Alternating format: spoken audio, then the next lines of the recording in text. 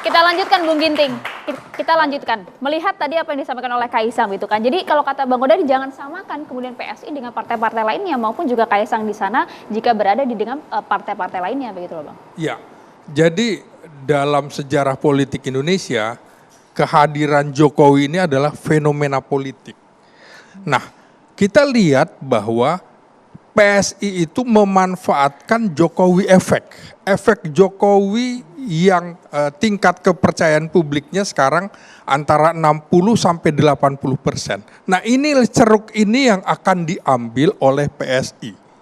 Karena itu seperti saya bilang tadi, PSI casingnya muda, tapi mesinnya ada mesin manula dalam hal ini Presiden Jokowi.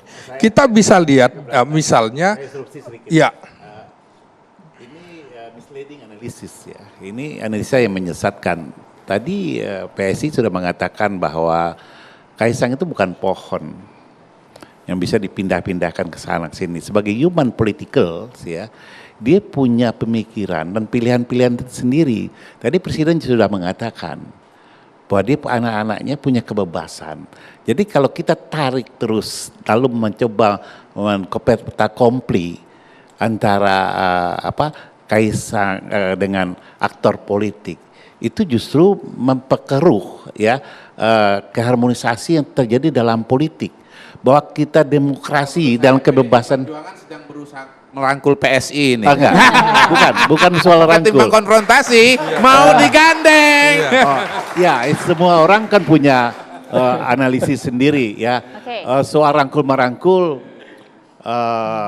Bukan di sini tempatnya ya, apalagi sesama jenis ya, ini bahaya juga ya. Nah, jangan ya.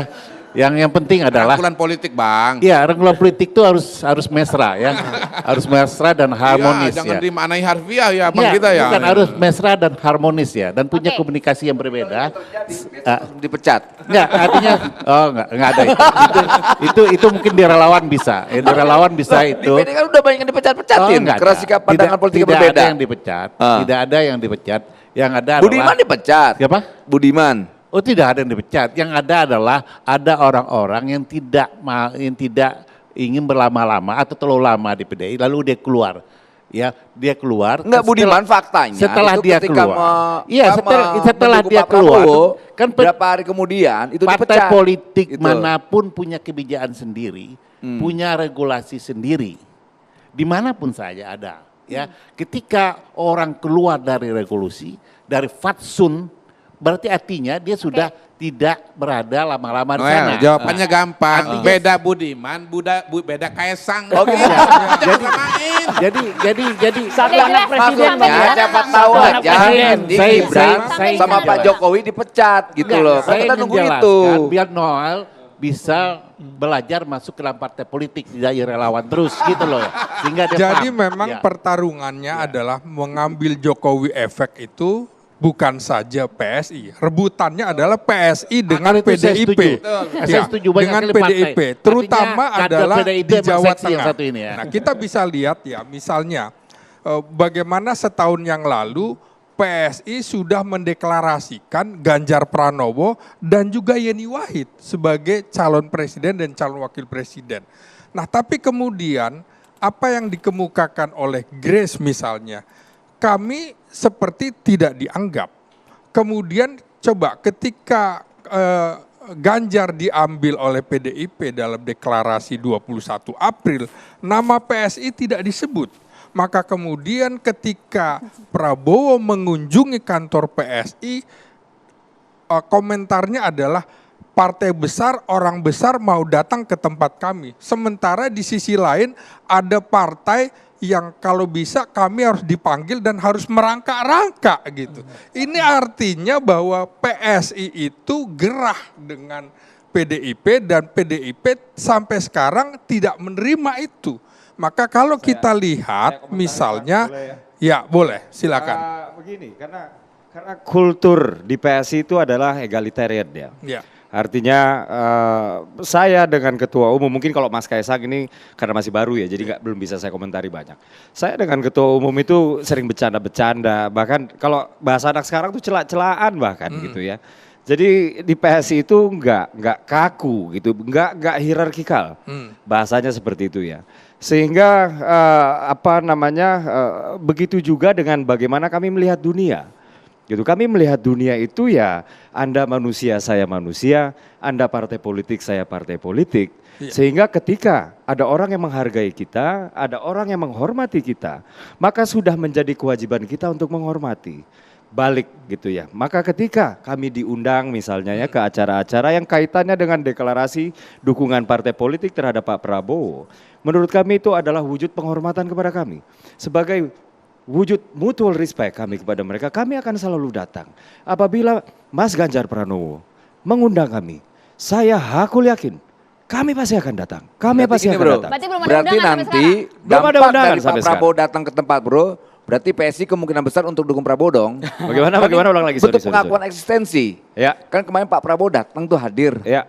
Memberi sebuah penghargaan yang luar biasa. Betul, PSI. PSI sebagai kader partai muda. Nah saya yakin dengan sikap bro yang tadi itu, saya yakin nanti nggak lama lagi PSI jangan-jangan mendukung Pak Prabowo. Waduh, ya. Ya kan? Jadi, Bentar, saya ingin. Bang Noel, memang harus kita akui ya bahwa ikatan emosional kami ya dengan Pak Prabowo, dengan Partai Gerindra, dengan teman-teman di Gerindra ya termasuk juga Bang Habib itu sangat baik sekali. Tentu ya. Akan tetapi berkoalisi itu kan variabelnya nggak hanya ikatan emosional. Artinya belum saatnya kami ini memutuskan sekarang ya. Dan akan ada lagi prosesnya nanti dan kami juga mengikuti. Kenapa masih alot banget Bang tarik ulurnya? Sambutan sudah terbuka lebar, kenapa nggak langsung dirangkul? Iya. Tadi kan sudah dijawab ya. Cicil berita, anggota ketua umum aja dicicil, apalagi dengan calon presiden. Tadi sudah saya jawab ya, kami menunggu hilal cawapres. PSI tentu harus mulai belajar mekar ya. Setiap partai itu ada tata caranya, ada adabnya ya. Dan tidak bisa disamakan PSI dengan PDI atau PDI dengan Gerindra atau dengan yang lain. Kita punya tata cara sendiri, punya adab sendiri ya. Dan kalau bagi PSI kedatangan Pro itu sudah sebagai suatu yang wah, kita tidak melihat sesuatu seperti itu, pasti ada perbedaan.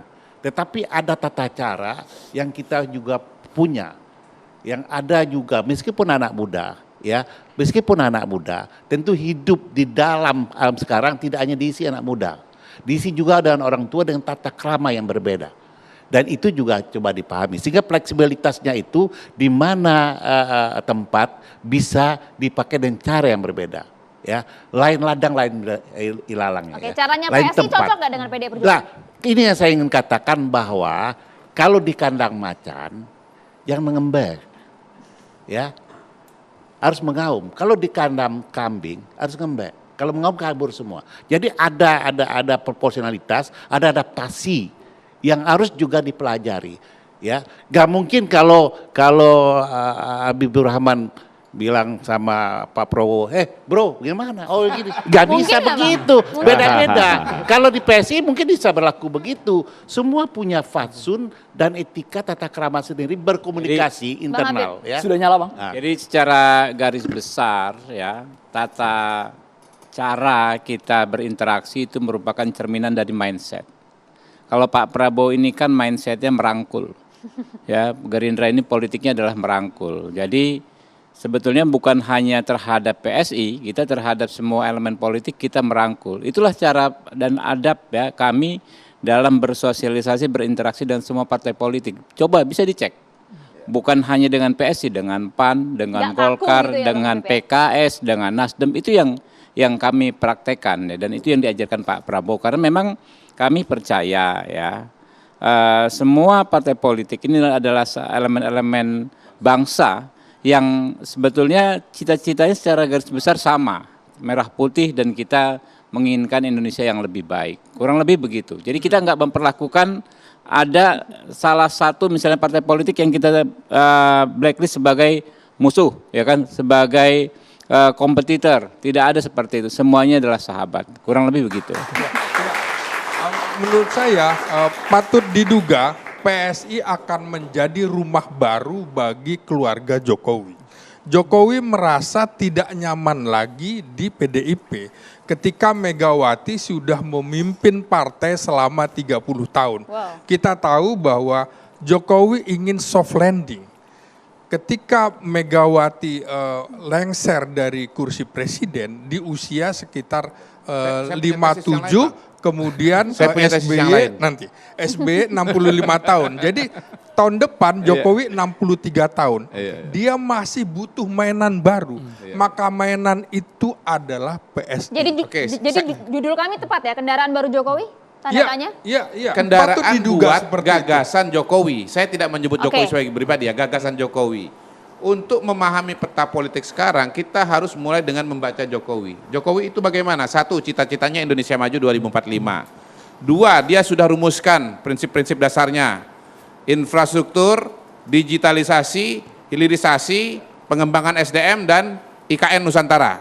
Siapa yang akan melaksanakan ini, itu yang akan dia dukung. Nah, untuk mengawal ini, dia akan kawal 2024, 2029, 2034. Karena itu, saya tidak yakin Pak Jokowi akan jadi pejabat di PSI, tetapi dia tidak di mana-mana, tetapi punya kaki di mana-mana. Nanti dia akan ada di berbagai partai politik. Itu tesis saya. Masih loyal di PDIP Bang atau pindah ke lain hati? Nanti dia tetap ada orang di PDI Perjuangan. Kejutan yang kita tunggu nanti ya. Mari ya, kejutannya kita tunggu Bapak-Bapak. Catatan Demokrasi akan segera kembali sesaat lagi.